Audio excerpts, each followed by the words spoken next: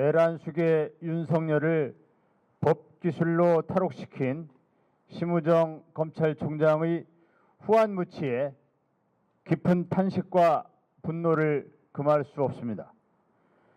천대엽 법원행정처장은 국회에 출석해 법원의 윤석열 구속 취소 결정에 대해 즉시 항고를 통해 상급심 판단을 받는 게 필요하다는 입장을 밝혔습니다.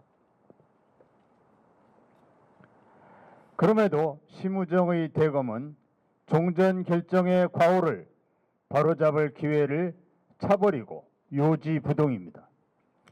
형사소송법이 제정되고 무려 71년 동안 지켜온 구속기간 산정 기준이 모든 피의자, 피고인에게 똑같이 적용되던 판단 기준이 단 한 사람, 자신을 검찰총장으로 임명해 주었던 검찰 출신 대통령, 지금은 내란 우두머리 혐의로 구속 기소된 자의 탈옥을 위해 지극히 독단적인 맞춤형으로 뒤집혔습니다. 수사팀의 내부 반발도 찻잔 속의 미풍에 그쳤습니다. 2,300여 명 검사가 근무하는 검찰에 그토록 의인이 없다는 사실에 다시 한번 절망합니다. 검찰은 완전히 해체되는 것 말고는 정답이 없습니다. 해체 후 국민을 위한 검찰, 본연의 역할인 공소전문기관, 공소청으로 재탄생되어야 합니다. 심우정을 비롯한 검찰 수뇌부는 나라야 망하건 말건 윤석열이 복귀되어야 자신들의 알량한 자리 보존이 가능하고 이미 괴물이 되어버린 검찰 조직을 온전하게 보존할 수 있다는 망상에 빠져 있습니다. 윤석열은 법정형이 사형과 무기징역밖에 없는 내란죄의 우두머리입니다. 윤석열에 대한 구속상태 유지는 내란 우두머리에 대한 엄정한 단죄를 위한 필수 조건입니다.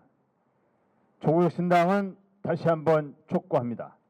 검찰은 지금이라도 윤석열의 신복이 아닌 국민의 공복임을 자각하고 법원의 윤석열 구속 취소에 대한 즉시 항고를 통해 역사와 국민 앞에 사죄하길 바랍니다.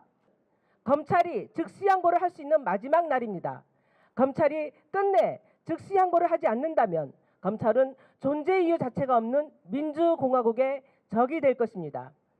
특수본에 양심적인 검사 단 한 명이라도 있다면 지금이라도 결기를 보여주십시오.